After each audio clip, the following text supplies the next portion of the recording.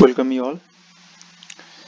हामी के गरिरहेका थियौँ, डेफिनेसन पढिरहेका थियौँ सेक्सन 2 मा बेसिक टर्म्सहरु हैन, त्यसको डेफिनेसन पढिरहेका छौँ। यो च्याप्टर चाहिँ सेकेन्ड पार्ट हो। त्यसमा चाहिँ त्यसको हिस्ट्री, डेफिनेसन हैन, अनि अरूसँगको रिलेसन, प्रब्लम्स के छ ट्याक्सेसनमा नेपालको कन्टेक्स्टमा, अनि त्यसपछि डेफिनेसन पार्ट पढेका थियौँ।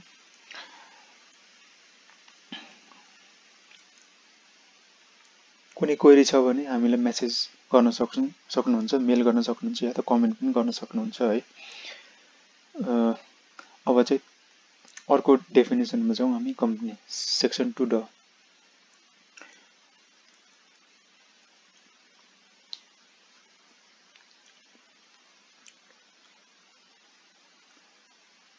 Company means a company incorporated under the company laws in force. The following institutions will also be treated as a company for the purpose of tax. Company भनेको के हो? इन्कर्पोरेट हो। इन्कर्पोरेट भएको केमा?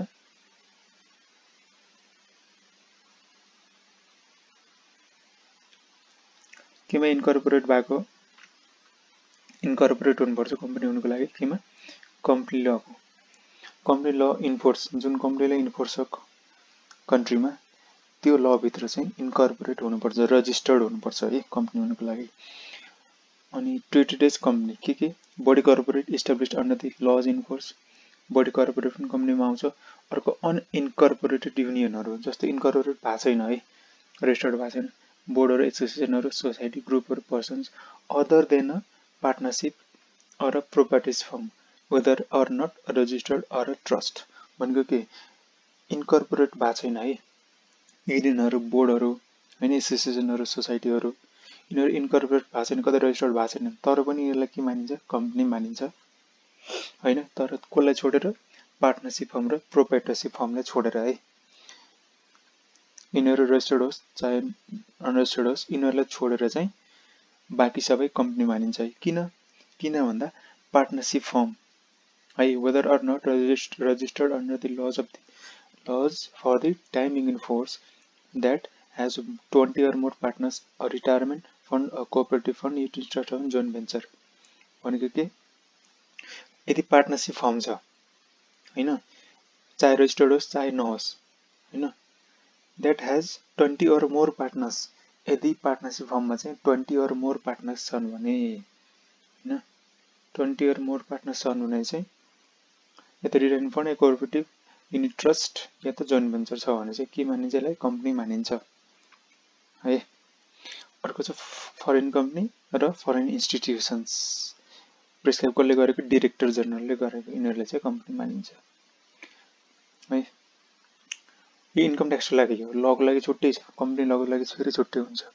यो चाहिँ केवल इन्कम ट्याक्स एक्टको लागि। अर्को चाहिँ डिप्रिसिएबल एसेट्स। डिप्रिसिएबल एसेट भनेको सेक्सन 12 क depreciable asset means an asset to the extent to which it is used in the production of income from a business or investment and that is likely to lose value because of wear and tear, obsolescence or passage of time. However, the term does not include trading stock. Trading stock के? Trading stock हामीले माथि पढिसकेको थियो, business एसेटमा आउँदैन भनेर। Trading stock हो किन भन्दा यो अपरेटिङ स्टक हो, अपरेसन गर्नको लागि किन्ने हो यो। अर्को डिप्रिसिएबल के हो? डिप्रिसिएबल के गर्ने भनेको डिप्रिसिएसन कति एसेटमा गर्न मिल्छ है, टु द एक्सटेन्ट जुन युज्ड भएको छ केमा? प्रोडक्सन अफ इन्कममा हैन, या त बिजनेस या इन्भेस्टमेन्टमा युज भएको छ भने चाहिँ जुन एसेट युज भएको छ त्यसलाई मात्रै हामी डिप्रिसिएट गर्न सकिन्छ हैन। जसको कारणले गर्दा त्यसको भ्यालु चाहिँ के हुन्छ? वेयर टियर हुन्छ भनेको गिर्दै जान्छ हैन, समयको कारणले। With the passage of time the value of the asset decreases हैन, युज गर्दै गइसकेपछि वेयर एन्ड टियर हुन्छ अनि त्यसले गर्दाखेरि चाहिँ डिप्रिसिएट हुँदै जान्छ एसेट हो। नट इन्क्लुडिङ ट्रेडिङ स्टक हैन, ट्रेडिङ स्टक त हाम्रो एसेटमै आउँदैन है, माथि भनिसके बिजनेस एसेटमै आउँदैन एसेट त, यो ट्रेडिङ स्टक है। त्यसैले गर्दा डिप्रिसिएसन हुने त कुरै आएन, तर पनि फेरि यहाँ पनि क्लियरिफाई गर्यो डिप्रिसिएबल एसेट भनेर केलाई भनिन्छ? जुन एसेट युज भयो केको लागि बिजनेस र इन्भेस्टमेन्टको लागि। जस्तो यसमा यो पनि भन्न सकिन्छ टु द एक्सटेन्ड कति भन्ने चाहिँ जस्तो मैले 1 करोडको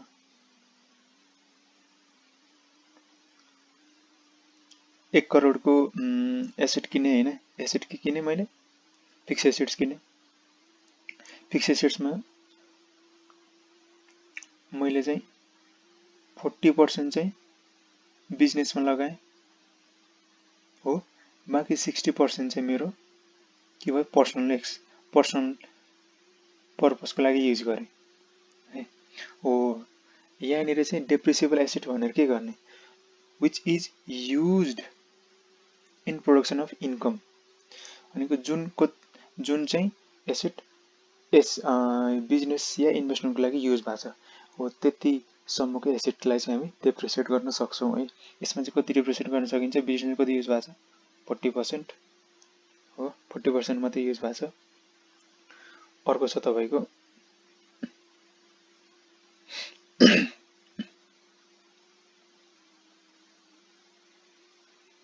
employment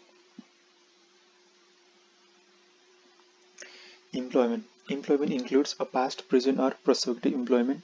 It is the return for the provision of labor. Employment को के हो, इम्प्लोइलाई दिने हैन, यो रिटर्न हो एउटा, रिटर्न के को लागि, लेबरको लागि, काम गरे बापत दिने रिटर्न। इम्प्लोइमेन्ट 12 जना हैन। अर्को छ एन्टिटी, सेक्सन 2 मै आउँछ है सबै डेफिनेसनहरु। एन्टिटी सेक्सन 2 भयो। Entity means the following institutions or organizations. Entity मा फेरि के आउँछ तपाईको, पार्टनरशिप, ट्रस्ट, कम्पनी आयो। कम्पनी पनि आउँछ है, कम्पनीको डेफिनेसन यो फेरि छुट्टै छ, कम्पनीमा के आउँछ भनेर छुट्टै दिइराखेको छ। तर एन्टिटी भित्र पनि फेरि के आउँछ, कम्पनी आउँछ। भिलेज डेभलपमेन्ट कमिटी भिडिसी आयो, म्युनिसिपालिटी आयो, डिस्ट्रिक्ट डेभलपमेन्ट कमिटी आयो डिडिसी। अर्को गभर्नमेन्ट आयो, अर्को फरेन गभर्नमेन्टमा एन्टिटीमा political subdivision of foreign government आयो। Public international organisations established under a treaty हो। यो ट्रिटी भनेको चाहिँ तपाईको एग्रिमेन्ट भनेर सम्झिनुस्, एग्रिमेन्ट हो हैन। जस्तो दुईवटा देशको इन्डिया र नेपालले ट्रिटी साइन गर्यो भनेको मतलब नेपाल र इन्डियाको बीचमा एउटा एग्रिमेन्ट छ है। त्यो जुनसुकै देश पनि हामी गर्न सकिन्छ हैन, ट्रिटीहरु हुन्छ। अर्को P permanent establishment mention above of an organization or a body that is not situated in the country in which it is a resident। के भने पी कसको, अर्गनाइजेसन को। माथि मेन्सन गरेको यिनीहरुको के छ, अफ एन अर्गनाइजेसन हैन। यो अर्गनाइजेसन माथि मेन्सन गरेको अर्गनाइजेसन को पी को हैन। यसको पी चाहिँ that is not situated in the country in which it is a resident भनेको के, आफै लगाउनुस्, इन्टरप्रेट गर्नुस्। पी चाहिँ कसको, त्यो अर्गनाइजेसनको जसको चाहिँ स्ट्याटस रेजिडेन्ट छैन है। जहाँ चाहिँ यो सिचुएटेड छ त्यहाँ चाहिँ यो त्यो कन्ट्रीमा चाहिँ यो रेजिडेन्ट होइन। भन्नु खोजेको मतलब के त, पी चाहिँ कति बेला एन्टिटी हुन्छ,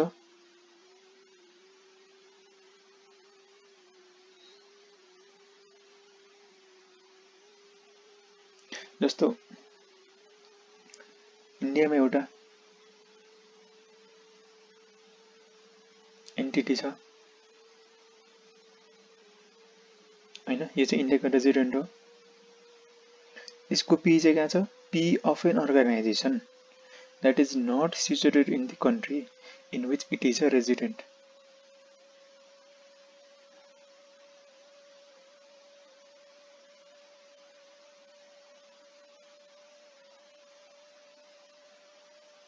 इन्डियामा चाहिँ के छ, रेजिडेन्ट छ, तर इन्डियाको ब्रान्च चाहिँ कहाँ छ, नेपालमा पनि छ। पी चाहिँ नेपालमा पनि छ। यो चाहिँ के हो, एन्टिटी हो। अर्को मिनिङ नेपालमा छ अरे मानव, नेपालमा चाहिँ के छ तपाईको, नेपालमा चाहिँ के छ तपाईको,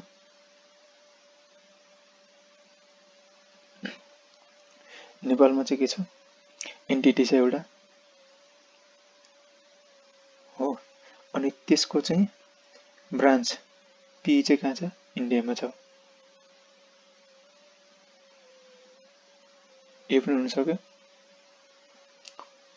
इन्टरप्रेट गर्न आफै।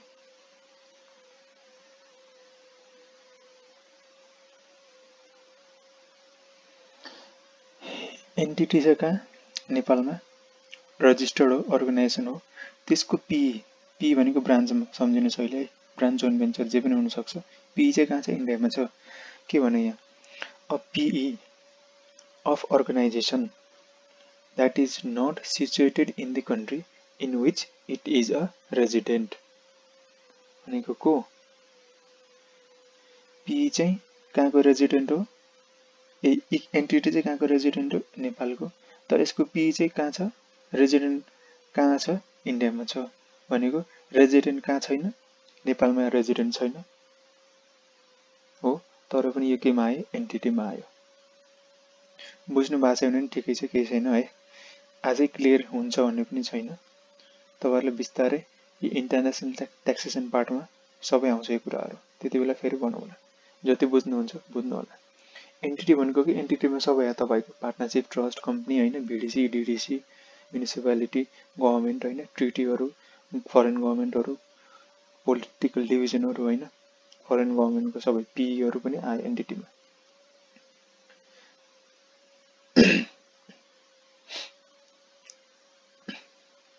अर्को छ exempt organization, section 2 ड। exempt organization means the following entities है, entities, the following entities registered with Inland Revenue Department IRD is tax exempt entity है, यसमा चाहिँ ट्याक्स लाग्दैन है, ट्याक्स दिनु पर्दैन, केमा, social, religious, educational, charitable organization of a public character registered without having a profit motive। Profit motive त हुनै भएन, नन प्रफिट अर्गनाइजेसनहरु, एनपीओहरु हैन, एनजीओहरु सोशल कामहरु गर्छन्, टेम्पलहरु, रिलिजियस भनेको टेम्पलहरु, एजुकेशनल भनेको स्कुल कलेजहरु। हाम्रो यो प्राइभेट कलेज होइन है, जसको यिनीहरुको त के हुन्छ, मोटिभ प्रफिट अर्न गर्ने हुन्छ, तर जसको चाहिँ मोटिभ के हो, एजुकेसन, सिम्पली एजुकेसन प्रोवाइड गर्ने हो है। जस्तो पुअर चिल्ड्रेनको लागि एजुकेसन कलेजहरु हुन्छ, स्कुलहरु हुन्छ, हो तिनीहरुको लागि चाहिँ के हो, तिनीहरुले एजुकेशनल सर्भिसहरु दियो भने के भयो, एक्जेम्ट अर्गनाइजेसनमा आयो, ट्याक्स एक्जेम्ट एन्टिटीमा आयो। जस्तो च्यारिटेबल अर्गनाइजेसन यो भित्र आयो हैन, अफ पब्लिक क्यारेक्टर है, पब्लिकको लागि हुनु पर्यो, सबै पब्लिकको लागि। अर्को छ an amateur sporting association formed for the purpose of promoting social or sporting amenities not involving the acquisition of gain by it or by its members। उनको के हो, स्पोर्टिङ एसोसिएसन के हुनु पर्यो, फर्म हुनु पर्यो, के को लागि, प्रमोट गर्नको लागि, सोशल र स्पोर्टिङ एम्युनिटिजको लागि हैन, तर त्योबाट के हुनु भएन, नट इन्भल्भ के हुनु पर्यो, gain by it or its members, यसले चाहिँ गेन गर्नु भएन, यसले अथवा एसोसिएसनले अथवा यसको मेम्बरहरूले चाहिँ यहाँबाट एक्स्ट्रा प्रफिटहरु अथवा गेनहरु चाहिँ लिनु भएन, तब मात्रै त्यो ट्याक्स एक्जेम्ट एन्टिटी हुन्छ है। यो चाहिँ लोकल, स्टेट, सेन्ट्रल एसोसिएसनहरु, स्पोर्टिङ एसोसिएसनहरु हुन्छ नि, जुन यो खेलकुद विकासहरु छन्, यो सबै एक्जेम्ट अर्गनाइजेसनमा आउँछ तपाईको। अर्को छ तपाईको political party registered with election commission हैन। अब पार्टीहरुलाई त लाग्नै भएन हैन, नत्र पोलिटिक्स कसरी गरौँ हैन, यिनीहरु पनि ट्याक्स एक्जेम्ट हो है, पार्टीहरुमा लाग्दैन। अर्को भिलेज डेभलपमेन्ट भीडीसी मा लाग्दैन, म्युनिसिपालिटीमा लाग्दैन र डीडीसी मा लाग्दैन है, एन्टिटीहरु छन् नि यहाँ, यिनीहरुले लाग्दैन, केमा लाग्दैन, केमा ट्याक्स एक्जेम्ट छ, एक्जेम्ट भनेको लाग्दैन है, छुट भनेको, सोशल, रिलिजियस, एजुकेशनल, च्यारिटेबलमा लाग्दैन, जसको प्रफिट मोटिभ छैन। अर्को स्पोर्टिङ एसोसिएसनको अर्को पार्टीहरुमा र बीडीसी म्युनिसिपल र डीडीसी मा. However, any benefit acquired by any person out of the asset of n amounts derived by the entity, except in pursuit of the entity's function or as payment for assets or services rendered to the entity by the person, is not exempt from tax. For example, a school that has been approved as an exempt organization produces handicrafts and sells them to tourists. Profit from that handicraft business will be taxable भनेछ है. भन्नुको के any benefit acquired by any person, मैले एक्जाम्पलसँग relate गराइदिन्छु. any benefit भनेको के हो, के पाए यहाँनिर प्रॉफिट आयो. बेनिफिट भनेको प्रॉफिट आयो केबाट, any person by any person भनेको कसले, स्कुलले out of the asset and of an amounts derived by the entity हैन, स्कुलले except in pursuit of the entity's function or is payment for assets or services rendered to the entity by the person is not exempt भनेको यदि normal NGO, मेरो आफ्नो एउटा के छ NGO टाइपको स्कुल छ हैन, गभर्नमेन्ट स्कुल टाइपको छ हैन, जसको चाहिँ अर्गनाइजेसन के काम गर्छ, पुअर चिल्ड्रेनहरुलाई हैन, पुअर चिल्ड्रेनहरुलाई चाहिँ एजुकेसन सर्भिस दिन्छ है.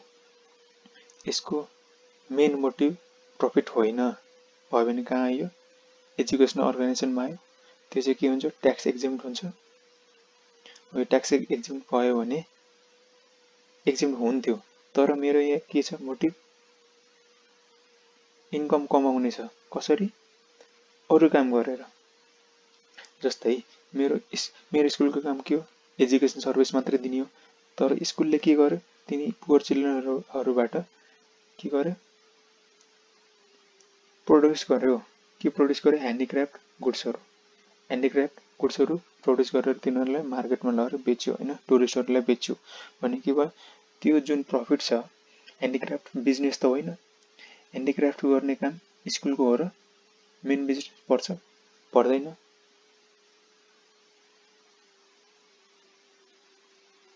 हो, एन्टिटीको फंक्सनमा आउँछ, आउँदैन. हो, त्यसैले गर्दाखेरि के हुन्छ, यो त्यसले गर्दा के हुन्छ, यो एक्जेम्प्ट हुँदैन. बेनिफिट चाहिँ के हुन्छ, ट्याक्सेबल हुन्छ है. केमा लाग्दैन, ट्याक्स एक्जेम्प्ट एन्टिटी, नन प्रॉफिट मोटिभमा लाग्दैन, पार्टीमा बीडीसीमा लाग्दैन र स्पोर्टिङ एसोसिएसनमा लाग्दैन. अर्को छ final withholding payment. Final withholding payment means a payment of dividend, rent, gains, interest and payment made to a NR and a non-resident person to be made after withholding final tax. Final withholding payment भनेको के त तपाईको, dividend हुन सक्यो, rent, gains, interest, payment है.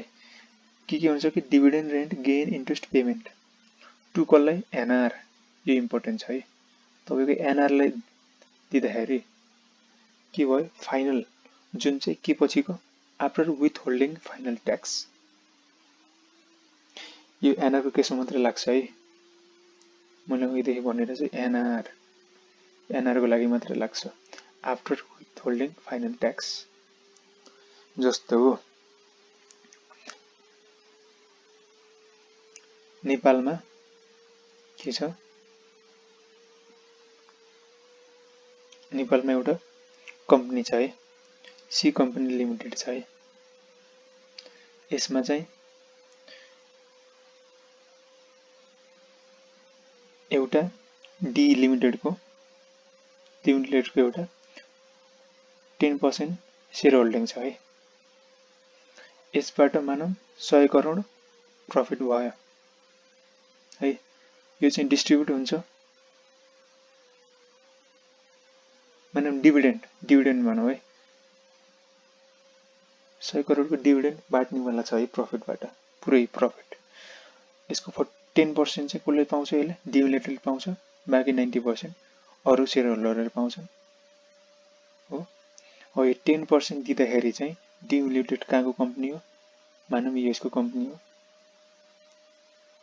युएसको company delimited C limited नेपालको है 100 करोड चाहिँ डिभिडेन्ड डिस्ट्रिब्युट गरिरहेको छ है हो त्यति बेला डिस्ट्रिब्युसनमा के हुन्छ ट्याक्स लाग्छ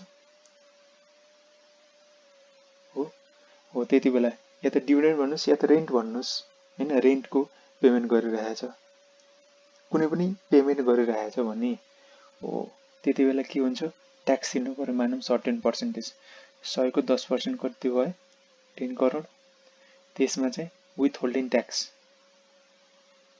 ट्याक्स भनेको विथहोल्ड गर्ने ट्याक्सलाई विथहोल्ड गर्ने राख्ने चाहिँ कति छ तपाईको 2 करोड छ अरे मानौँ भने 8 करोड चाहिँ के भयो तपाईको फाइनल विथहोल्डिङ पेमेन्ट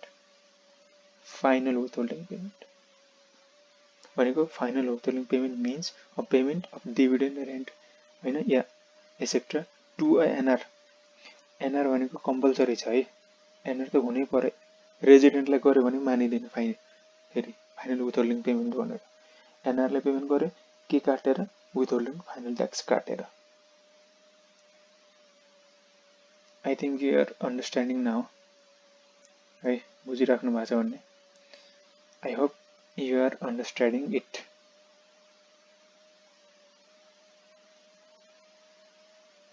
है एनआर चाहिँ सम्झिनु होला है एनआर अर्को जेनरल इन्ट्रेस्ट रेट सेक्सन 2 होला यो हैन सेक्सन 2 को भयो general interest rate reverse the rate of interest by 15% per annum भनेको जेनरली इन्ट्रेस्टको रेट कति मान्छ हाने 15% general interest rate 15% per annum है पर एनम गिफ्ट सेक्सन 2 यो न के हो यो सेक्सन 2 मा छ gift refers to the payment without consideration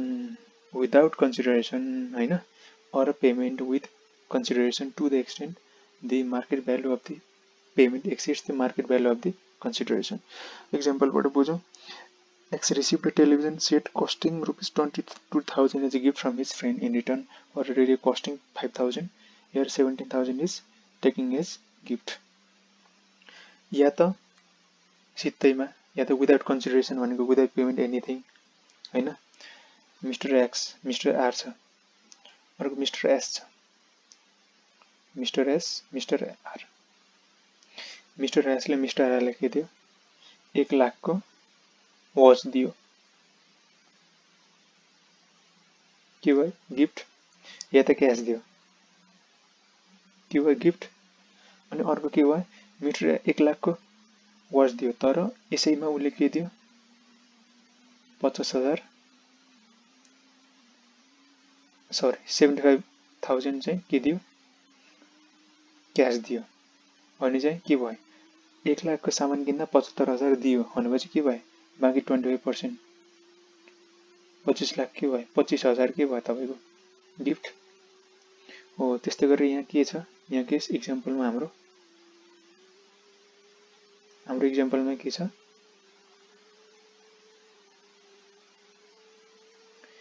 mister एक्सले चाहिँ 22,000 को मिस्टर एक्सले चाहिँ 22,000 को के पाएको छ फ्रेन्डबाट 22,000 को गिफ्ट पाए टेलिभिजन सेट पाए तर यसले कति उले चाहिँ के दियो रिटर्नमा रेडियो दियो यसले चाहिँ रेडियो दियो कतिको 5,000 को भनेपछि 5,000 को सामान दियो 22,000 को सामान पायो भनेपछि डिफरेन्स के छ 17,000 यो चाहिँ के भयो तपाईको गिफ्ट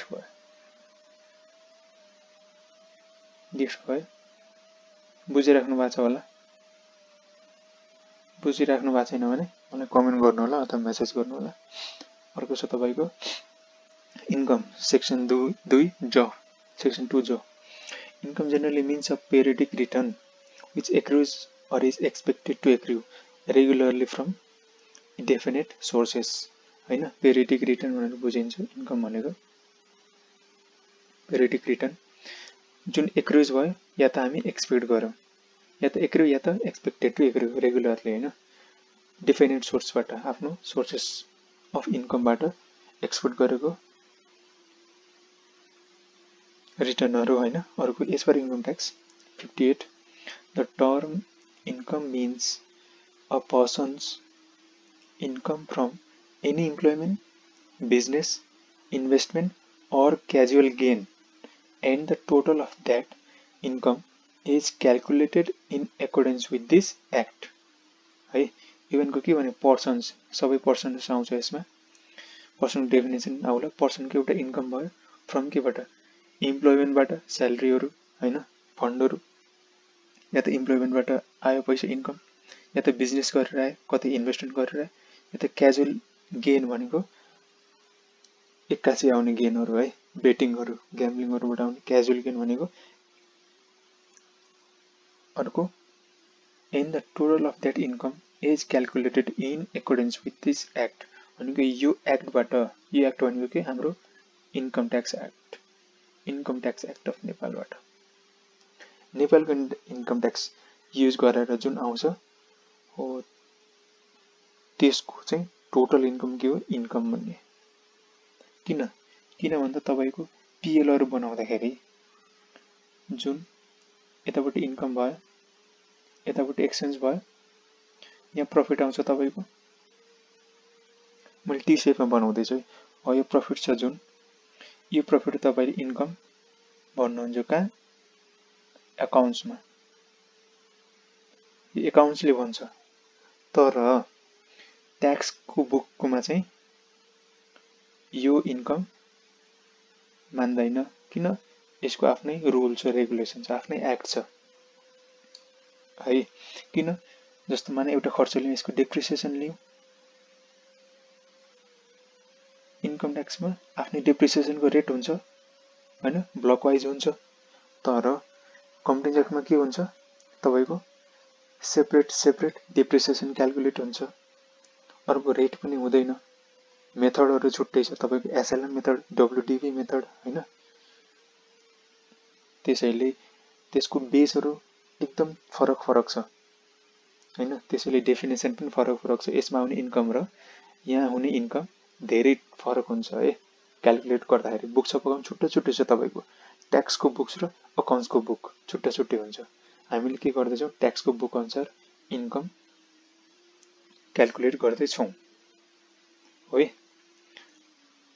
यो चाहिँ भयो इन्कम। अर्को छ इन्कम इयर भनेको के त सेक्सन 2 झले बताइरहेछ इन्कम इयर भनेर के भन्छ income year means the period from first day of Shravan of a year to the end of Ashad of the following year. Income tax 58 has regarded Nepalese fiscal year as an income year हैन fiscal year लाई नै income year मानेछ। For example के भन्छ income year के भनेछ 2072-73 त्यसको एसेसेन्ट year चाहिँ के भयो फाइनान्शियल इयर 73-74 एकदमै जरुरी छ है। यी कहिलेबाट सुरु हुन्छ इन्कम इयर तपाईको फर्स्ट डे अफ साउनबाट आषाढ सम्मको भनेको 31st श्रावण भनेको के भयो तपाईको श्रावण वैशाख जेठ असार साउन भनेको अप्रिल भयो मानम श्रावण भनेको अप्रिल जस्तो भयो श्रावण हैन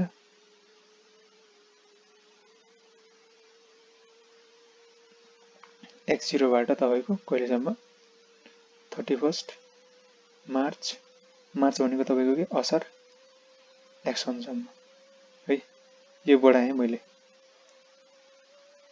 यो चाहिँ के भयो तपाईको इन्कम इयर भनेको हाम्रो त्यो पिरियड हो जहाँ चाहिँ हामी बिजनेस गर्छौं जहाँ चाहिँ हामी इन्कम कमाउँछौं त्यो चाहिँ इन्कम इयर भयो। तर एसेसमेन्ट इयर कहिले सुरु हुन्छ इन्कम इयर सकिसकेपछि एसेसमेन्ट इयर सुरु हुन्छ। एसेसमेन्ट इन्कम इयर कहिले सकियो हाम्रो यहाँ 31st असार एक्सन मा सकियो हो। यसको नेक्स्ट डे कहिले छ हाम्रो फर्स्ट श्रावण x1 बाट 2 कहिलेसम्म भएको थियो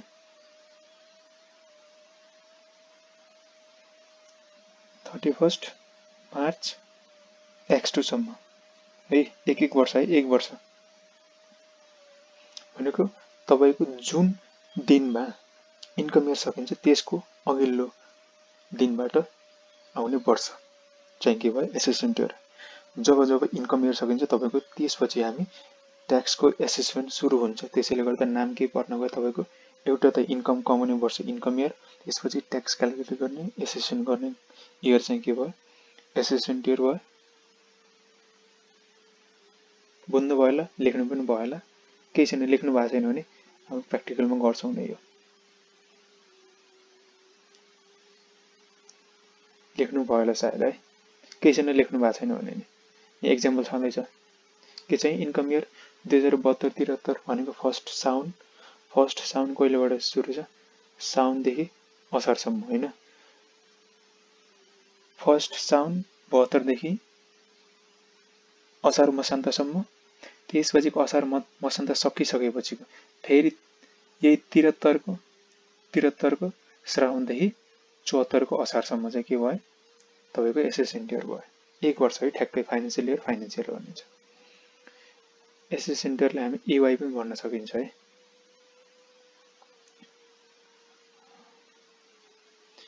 ल आजको भिडियोको लागि चाहिँ यति नै गरौँ होला। यो यसमा कुनै कन्फ्युजन भयो चाहिँ मलाई सोध्नु होला, नत्र धेरै कन्फ्युजन हुँदैन डेफिनेसन पार्टमा।